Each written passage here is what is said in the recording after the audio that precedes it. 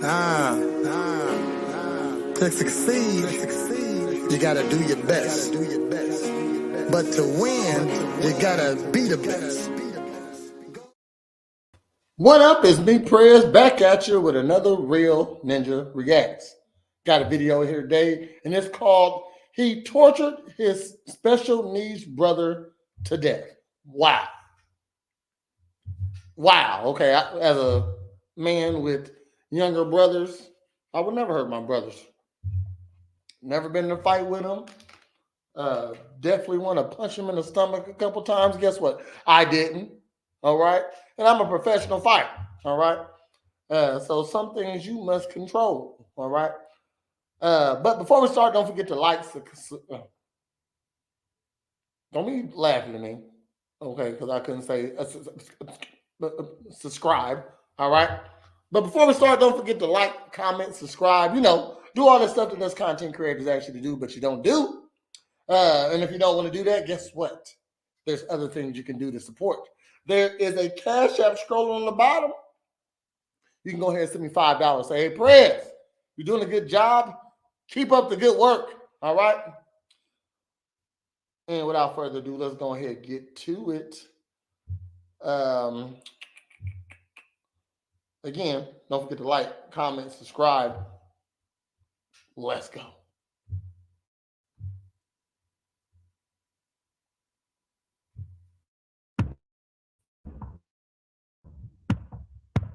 We never wanted any of this. We loved him so much. Did your brother deserve that? In the heart of a small Michigan town, a tragedy unfolds in silence, punctuated by acts of cruelty that defy explanation. That's a cold, ice cold bath. Yeah. Put hot sauce. Timothy Ferguson, and the subsequent arrest of his brother, Paul. But the injury to his head, that's not what killed him, okay? Okay. But what killed him was not eating. 15-year-old Timothy Ferguson had a tough life. From an early age, Timothy suffered from autism with speech and motor impairment. On top of that, he endured a litany of abuse by the hands of his own family. As the details of Timothy's suffering came to light, the question on everyone's lips was why? Why would Timothy's own brother subject him to such unimaginable cruelty? In the seemingly tranquil suburb of Muskegon, Michigan, under the guise of discipline, Paul Ferguson administered punishments to his younger brother Timothy so barbaric that it would ultimately end his short, tortured life. Children with autism and speech and motor impairments may show behaviors misunderstood as misbehavior. These can include communication difficulties, resulting in frustration or outbursts when they can't express their needs or feelings. Motor impairments could make it hard for them to perform expected tasks, possibly leading to perceptions of non-compliance. Sensory sensitivities common to autism might also cause reactions to overwhelming stimuli, which could be misinterpreted as acting out. For his perceived misbehavior, That's a cute young man right there. R.I.P. to him. Rest in peace. the developmentally disabled Timothy was deprived of food and sleep, administered ice-cold baths, forced to vomit, and even had strict limits on toilet use. In a house that should have been his sanctuary, Timothy was consigned to live in a closet space so cramped and dark, it was barely fit to store clothing. Timothy's diet was restricted to plain bread, but sometimes the bread was soaked in hot sauce. What the fuck? Now, I've never tortured anything, you know what I mean? But I've been mad at my dog and left it in a cage all day, you know what I mean? Just because I was upset with her. You know what I mean? I'm gonna say I did that when I was a younger dog owner, you know what I mean? Probably like I'm 40 now. Probably like 25, you know what I mean? I just didn't know how to control my dog, and it actually dug a hole in the wall. Actually, dug a hole in the wall into the next apartment next to us.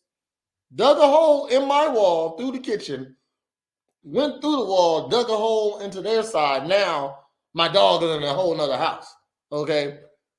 Got pretty upset, whacked it with the belt a couple times, put in the cage all day. All right.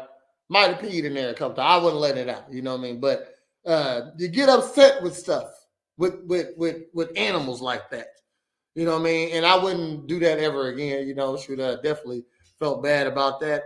Never done anything like that with my with that dog or any other dog I've had since.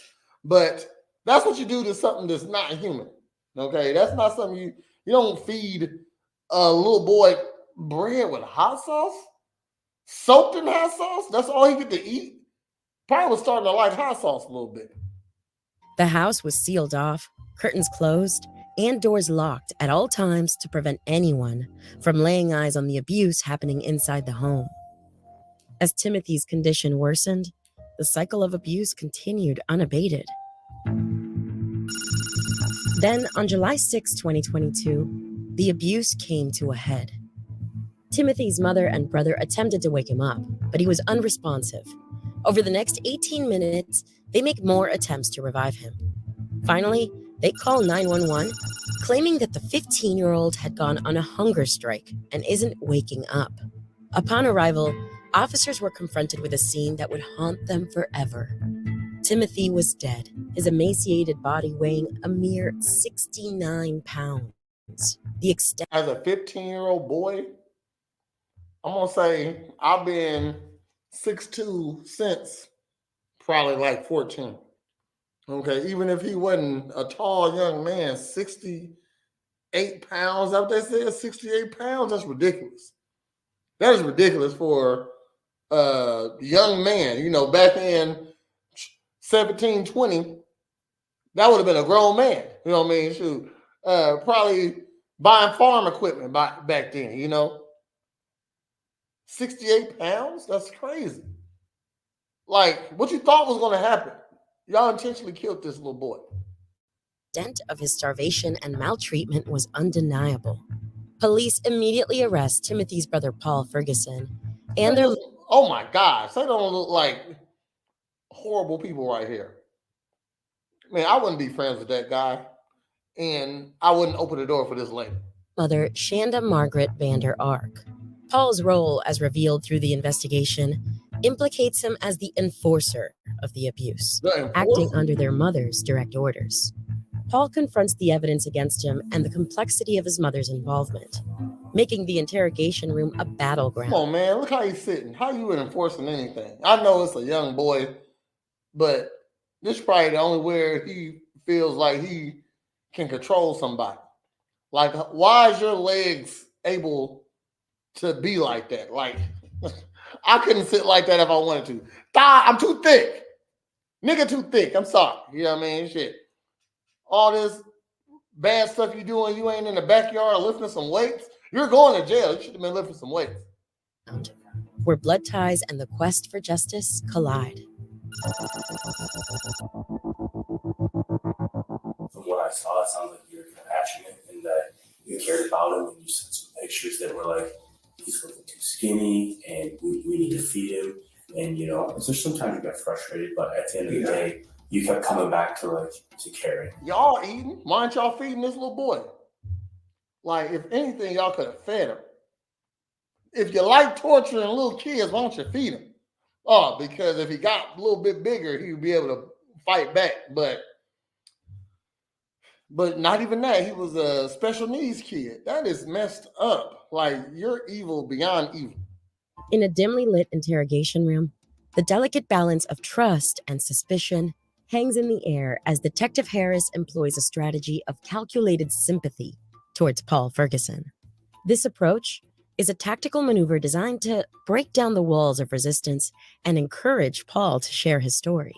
Are you working 2 different jobs? Did you say you're working 2 No, different jobs? I used to work 2 different jobs. I heard you say when I that. lived in Oklahoma. Oh, okay. Because I think your brother was like, oh, 2 jobs. And you're like, no, you don't. 4 hours of sleep maximum was a nightmare. That's a joke. That's not even funny, actually. Huh. Yeah, 4 hours doesn't sound like a lot to get anything done. What kind of jobs are you doing then? Fast food. Okay. In this exchange, Detective Harris gently jokes about Paul's lack of sleep from working 2 jobs. The detective's approachable demeanor encourages Paul to share more about his employment background, subtly fostering a connection between them. I know that we talked yesterday. And I know that not everything that we talked about was the truth yesterday. That's okay. You don't have to feel bad. You don't have to feel guilty about not telling the truth to me, okay? I want you to just focus on yourself right now and think about what's best for you. Yeah. And let's try to get to the truth of what really happened, brother, because he deserves that. It's okay. It's okay. I feel so guilty. Like, I could have done something at any point in this. We didn't want any of this. We never wanted him to be injured or hurt. I loved him so much. Yeah, I can tell that. I can certainly tell that. Harris acknowledges Paul's love for his brother Timothy, validating his feelings rather than immediately questioning their truthfulness. This acknowledgement makes Paul feel understood, but the intention is to get him to open up about the circumstances leading to Timothy's death. When you say we, you're talking about your mother. Yes, she loved him. We wanted what's best. I just feel like I could have done something. I should have put my foot down at some point. I loved him so much. What would have happened? What would have happened if your mom could put your foot down? What would have happened? I don't know. Maybe something would have been different. Maybe he would still be alive. I promised him before the whole thing with mom and dad that my mama and dad would protect him, but I failed so hard.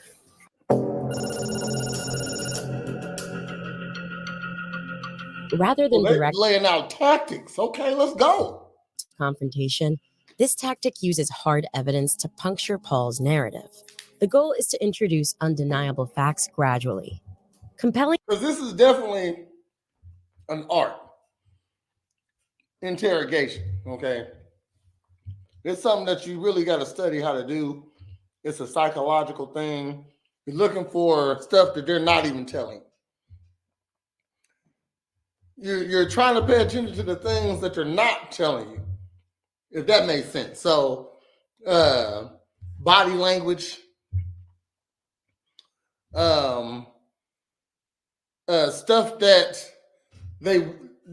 goes along with the case that they shouldn't be talking about, you know what I mean? Or what I've seen a lot of people do is like they like to. So let's say it happened at a house and they wasn't supposed to be at that house. They were like, well, yeah, I went over there probably like 3 weeks ago just to pick up some sugar. You know, I had some Kool-Aid I wanted to make. So she let me in. I washed her dishes. That's probably why my fingerprints are everywhere. You know, they try to get you to say stuff that you don't want to say or listen or try to make you open up the case with the stuff you're not trying to say. If that makes sense. I don't know if that makes sense. Let's go. Paul to reconcile these with his version of events. What I do want you to know, though, is that we went through the phones, okay? Okay. And we're beginning to go through the phones. And there's a lot of evidence in the phones, and I know that you're kind of aware of communication between yourself and your mother and Yes. those sort of things. And that's kind of what I want to talk to you about. Detective Harris acknowledges that Paul may have been untruthful in their previous discussions, but reassures him that correcting his story now is okay. This is a strategic move to make Paul feel more comfortable admitting to Hey, never trust anybody with a beard, like with a little beard like this. Like your facial hair don't grow except on your chin, like Shaggy. Nuh-uh. Something wrong with that guy. falsehoods. I know that. Why don't your face hair grow, bro? Talked yesterday in front of your mom. You know, she was lying about some stuff, right? I know that she's a good person. I'm not doubting that at all. Yeah, I know that we she's never good. wanted any of this. Throughout the interrogation, Ferguson's eyes consistently meet the camera's lens, as if acutely aware that he's performing for an audience.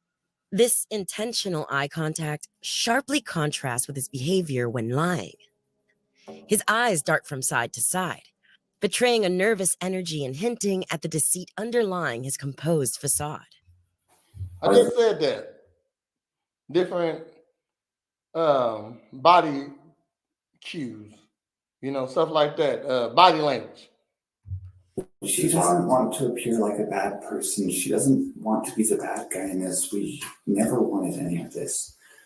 We want him to be healthy. I know that for a fact. We should have been so much. I should have at least put my foot down on something. Right. But she knows that you shouldn't be using hot sauce as a punishment, right? She knows better than that. And you know better than that too, right? Yeah, I think that anybody with some common sense knows that hot sauce is not something used to punish a child for eating food that they're not supposed to eat, or for disrespect, for not following orders. We know those things aren't okay. I know that. We've tried so many different things. We're running out of options of trying to find a punishment that would actually work. And even that Talk like that, trying to find a punishment that works. Yeah. Who talks like that? And what punishment? Now, again, he's just trying to poke holes in the story. This man is obviously lying. Okay, this is a 68-pound, 15-year-old. No, he's not. Like, I think he learned his lesson all his life. Okay, he might be autistic, but they learn too. Okay, that's crazy that you look for a punishment. We're looking for a punishment that works. Who the fuck are you, bro? Why don't you leave the house? Probably fucking your mom. nothing. Right? And You need a punishment for what? What do you need a punishment for? This ain't your son. This your mom's kid. Where the dad at? See, and people will be mad at guys for leaving women who they just fucked, and I'm not fucking with this bitch. Why? Because this bitch crazy. I was trying to just nut in her. Shit, she got a baby. She kept it. That was her decision. Her body, her choice. My body, my choice. I'm not there no more. And if he was around, if dad was around, he'd be taking part in this, or a part of this, or having to deal with this. You had to deal with a woman who torturing your child? That's crazy. trying now, I don't know why. How do you feel about lying during this? How does that make you feel? I just hate it. I know she doesn't want to be the bad guy. She never wanted this. We loved him so much. He putting it all on his mom right now. She never wanted this. We love him so much. You think you're not in trouble, nigga?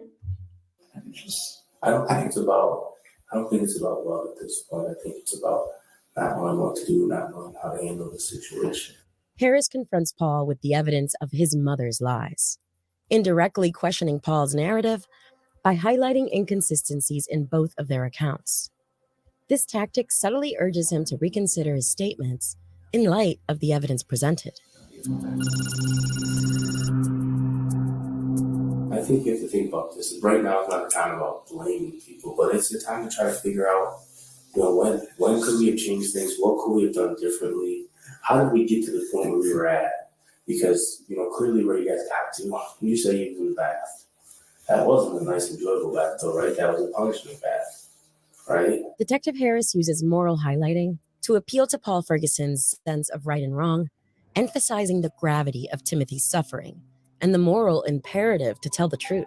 When he's getting these ice baths, I know there's numerous of them, right? Because I've read through the messages. Yes. How are you getting the ice? Like, where's it coming from? We have an ice machine upstairs. It's not a lot.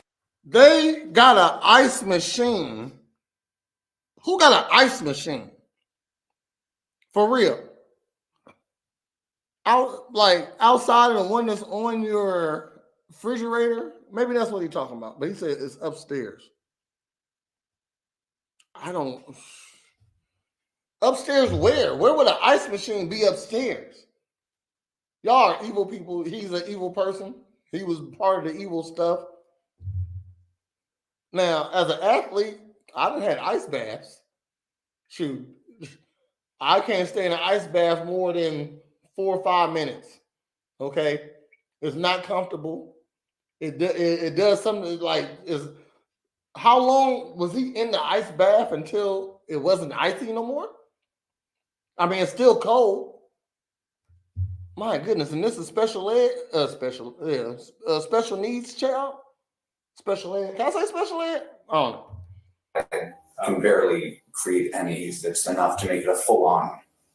But it's a cold bath. How did you get that into his head? Did you hit him once a little harder than you maybe wanted to? It's okay, man. Yeah, I remember I kept trying to pick him up after I'd gotten him out of the closet, and I think at one point he actually scratched where I pulled away, and he fell and. Oh yeah, you see this is what I mean. Figure out what they're saying about what they're not trying to say. Oh, he scratched you because you pulled your hand back, or how about he scratched you because you was hurting him? That's what happened. I think it happened several times. Like he was trying to get out of my reach. Yeah. I don't know, but he's still Trying to get away from you. my hand and hit his head on the ground. But What part of his head? He scratched your hand, and then you hit his head on the ground. Probably threw him down on the ground, slammed his head on the ground. That's what I hear you saying, okay? Because you're a liar, and we can't accept what you're saying as the truth. So we got to listen to what you said. Let me stop talking. I'm going to keep talking, know that. But I want to see what was the young man's actual injuries. Did he hit? it wasn't the sides. I don't know the exact region because by the time I heard the thud, I was literally about to turn around because I had to stop for a moment to breathe. I was frustrated. Hold on himself, frustrated because the boy fought back, scratched you. You threw him on the ground. He hit his head. You're saying you was turned around when you heard the thud, but that means you were pretty fast at turning around. Move your hand back, turn around. Oh my, oh, boom, thud. Oh, what you fall for? No, that ain't how it go. That ain't how it went. I never wanted any of this. Okay. But the injury to his head, that's not what killed him, okay? Okay. But what killed him was not eating. Oh my gosh. Not eating killed him. You done fucked him up so much by abusing him physically. I bit my tongue. By abusing him physically. You done messed him up so much by hurting him. You thought that's how he died.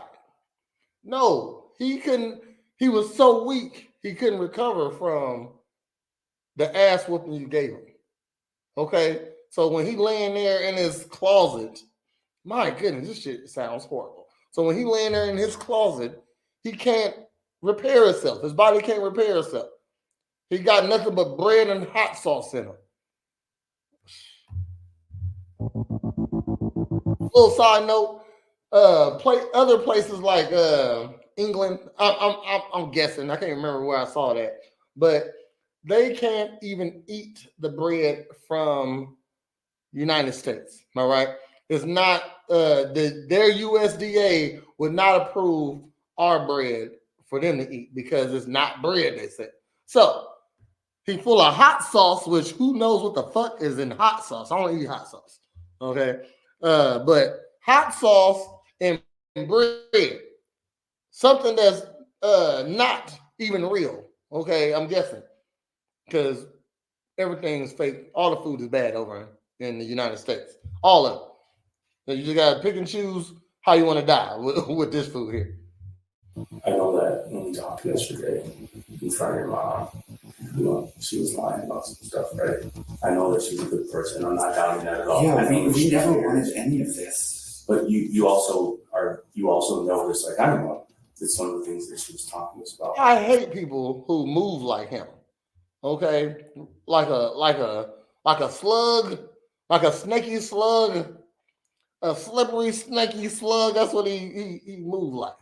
Truth, right? About she said she didn't know there was a camera in the bathroom. Why are you so bendy? The fact of the matter, she asked you to put the camera in the bathroom, right? And she sends you a text message that says, make sure that the camera's in there and take the shower curtain down so I can see him. Didn't she ask me that the day before he passed away? Yeah. So we talked about some of that stuff. Remember how I know what this part was for. It's for punishment. And what did she say? She said, oh, I didn't know anything about that. Right? Why do you think she's saying those things? Here, Harris introduces discrepancies between Paul's story and his mother's story.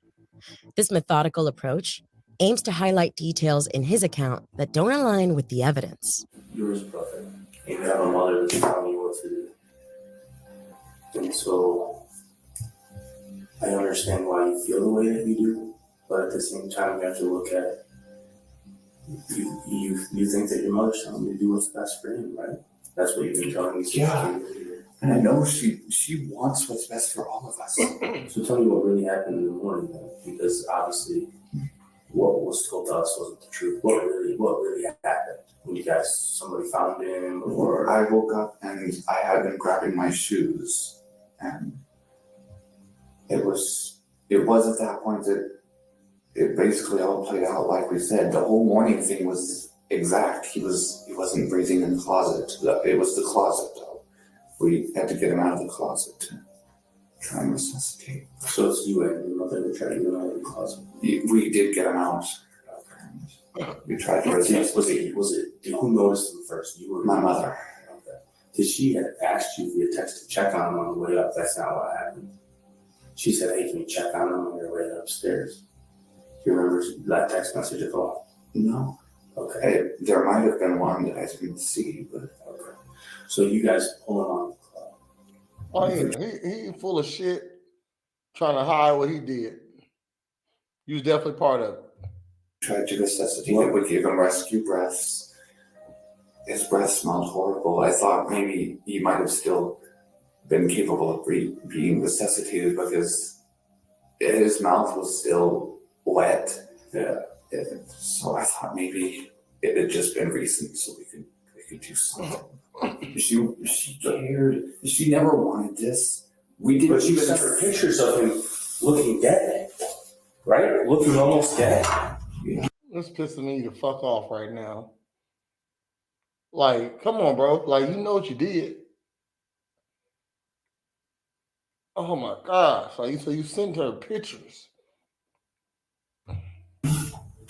Detective Harris intensifies the investigation by presenting Ferguson with text message exchanges between him and his mother. He confronts Ferguson with images documenting Timothy's worsening condition alongside Ferguson's own messages to his mother. That's your brother. That's June 13th, less than a month ago. You sent this picture Oh, he turning up on his ass now. to her, and you said, he's looking like a skeleton. We need to give him more food. But you guys didn't give him more food over the next couple of weeks. You guys gave him less and more punishment and less bread and more bread with hot sauce. That's what really happened. You reached out to her and said, this is scary looking, right? You probably thought, he can barely walk. You sent a picture of his legs, right? You sent this picture of his legs to your mother right here. This is pissing me the fuck off. That is crazy. Like, there's people out here that do something like that. I already knew that. You know, it's a lot of bad people out here. But, and it's always somebody who knows the person who's hurting somebody. It's rare you get a kidnapping or a random guy doing stuff. It's always someone close to the victim.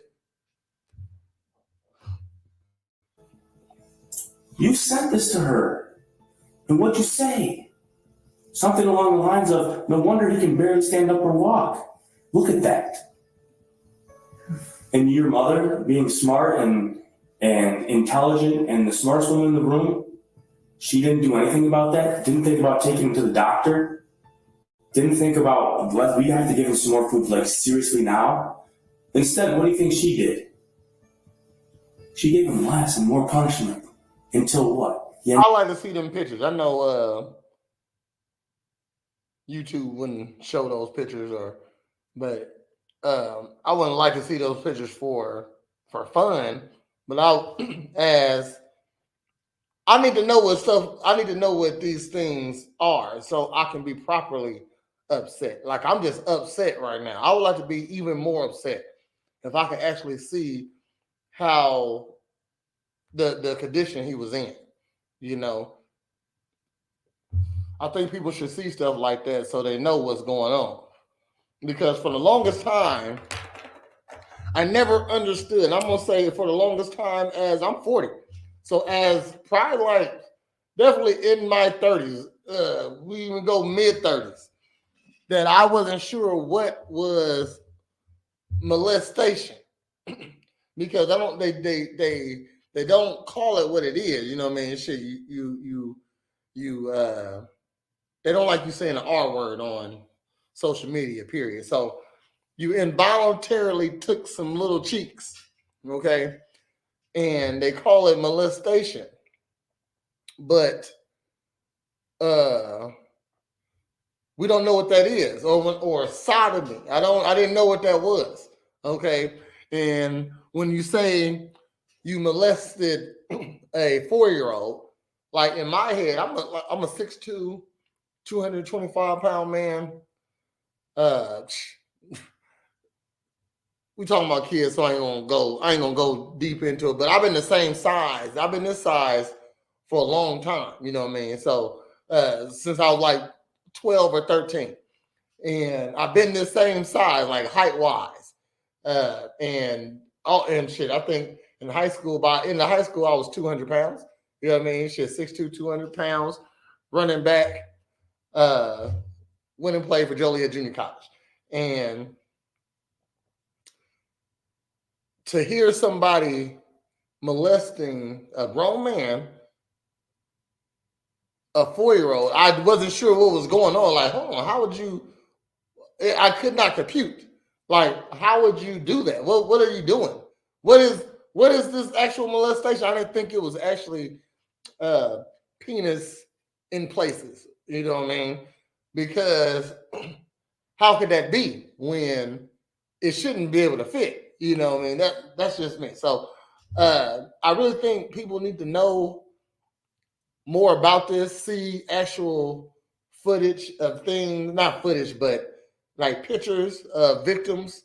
So when they hear about stuff like this, they are in outrage because they know what it could be. Ends up dead. And what did she tell the police? He was always wearing baggy clothes, so I didn't notice anything until last night. Another just blatant lie. Another blatant lie. If this was all an accident, why would she lie to us? If this was all an accident, why wouldn't she just say, we were having a really hard time with him. I thought he was okay. No, she knows that he looked like this. That he looked like this. Look at his face right there. That's not who your brother looked like, is it? He didn't look like that. Does that look like it? That looks like somebody in a casket that you see at a funeral. That's what that looks like. And it's sickening and disgusting. You sent that to her, didn't you? Yeah. You sent that to her on July 5th. Right before the day leading up to him being found dead. Does he look like he's okay right there? No. Why'd you send that picture? I was concerned. Yeah, once again, you're not the smartest person in the room and you're concerned. Did she do anything about it? No, you know what she said? He's going to sleep in the bath all night tonight. He's sleeping in the bath all night tonight. The smartest woman in the room. He's getting back up. Evil ass is probably putting more ice in it as the night go on. Like, y'all put this little boy through warrior training for some reason. Like, when he got older, but he was autistic. He couldn't even. I mean, I want to know how autistic was he? You know what I mean? And was that from how they treated him? And if it was even true, okay? Because I know people who it's all type of scams out here, and a bad mother like this would definitely try to scam to get a check, and probably keep. This is her trying to keep a check, probably trying to make this boy still stupid, stay stupid. You know what I mean? I ain't saying autistic people are stupid, but you know what I'm saying. So forgive me, I'm passionate. Don't be mad at me because I'm passionate and I care. You shouldn't say that, Brad. Shut the fuck up. I care. All night for punishment. Make sure the shower curtain Nobody cares. is away so I can see. And what happens later on that night? At some point between the time this is picture sent and the time you wake up in the morning, he dies. In this moment, the detective directly challenges the veracity of Paul's previous statements. Now, Like, essentially, why the chin hair is so thin? Like, why it don't grow all on your chin? Something's wrong with you. He even got a chin, a jawline. What the fuck? forcing Paul to confront his story. Harris's prompt for a real version of events is a direct yet careful way to control the conversation and steer it toward the truth. She doesn't want to seem like she's bad. We weren't neglecting him. And even if that's what if it somehow ended up like that, it was never intentional. Right. Well, what you're saying, I mean, if we talk, right, there's all these things where like, she didn't want to seem like this. She didn't want to seem like this. She didn't want to seem like this. Did you know that it all seems like that, right? Yes. It does. And he clearly was neglected because he died from it, right? The reality is that he was. That's why we're here talking today. So he was very much neglected. And the fact that, you know, she had asked you to put hot sauce on his private parts. She asked, but I never did. I never You did. never did that? No. Okay. And she had asked you to put hot sauce directly into his mouth. Did you do that? Yes. She told you what to say? It's okay. She told you what to say. You did put hot sauce on his private parts. You also a fucking pedo. And fucking your mom. Because why? Did she tell you why? Does it look bad for you guys? It's not just that. We loved him. Can I ask you this, like straight up?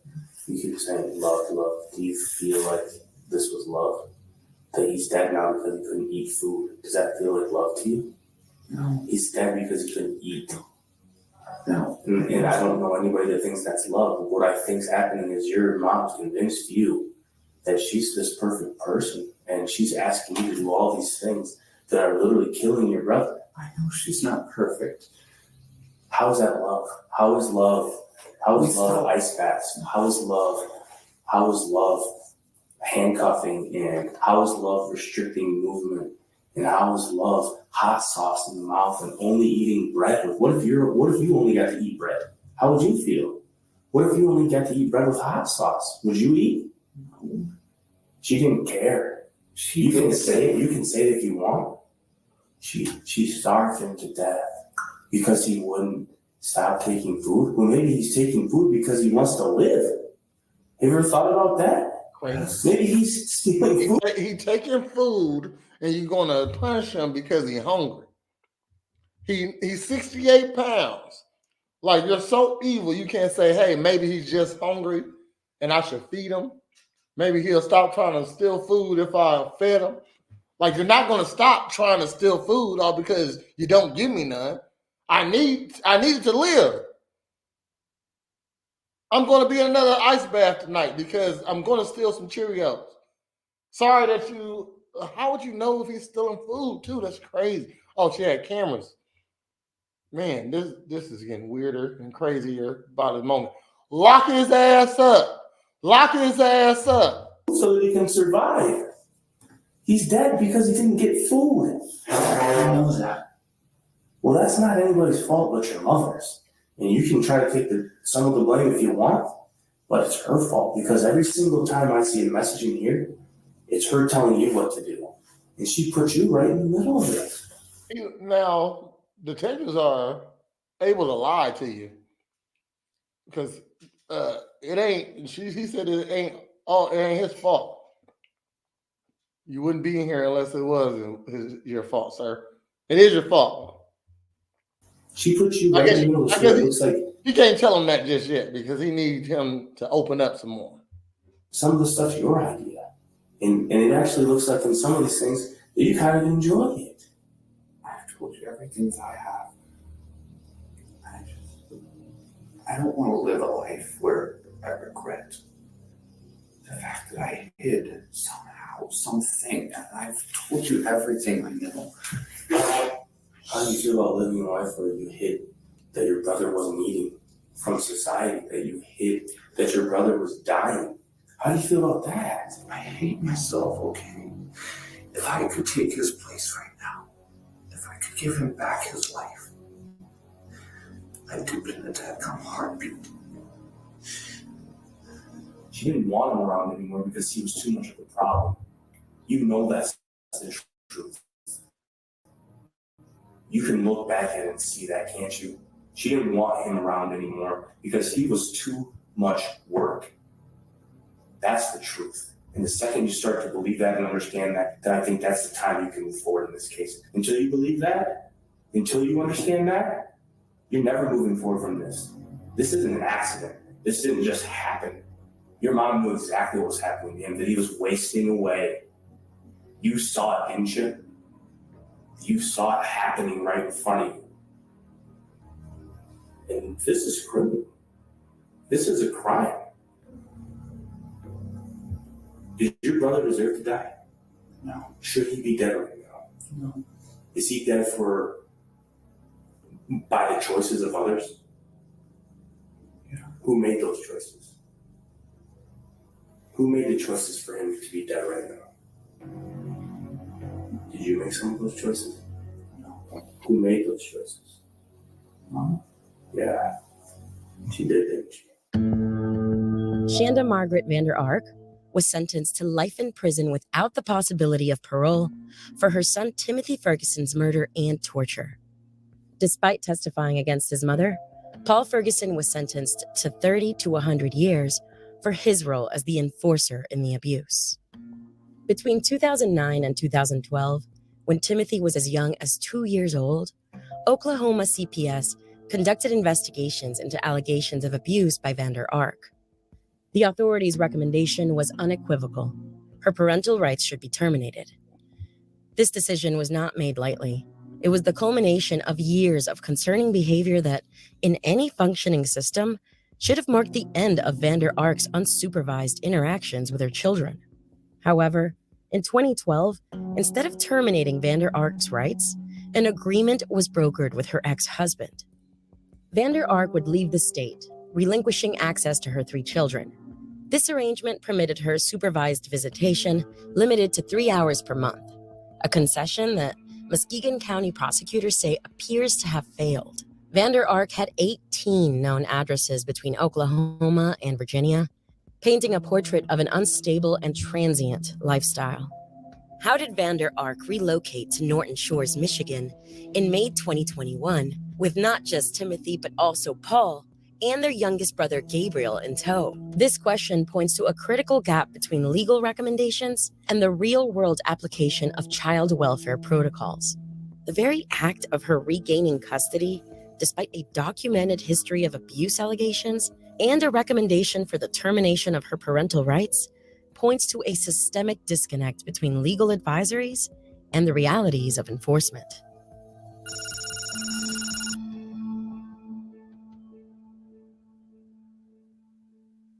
Crazy. Man, RIP to that young man. Mama got life. Mama got life as she should. Older brother basically got life too, 30 years of life, something like that. That's sad. I'm really upset about that. But like, subscribe, comment, do all that stuff. There's a Cash App below. I'm not happy over that one. I wasn't ready for that one. Okay, so they did have a lot of details in that one. So shout out to that young man. Sorry that happened to you. And I appreciate you tuning in. Join me next time for another one. Holla back. Go.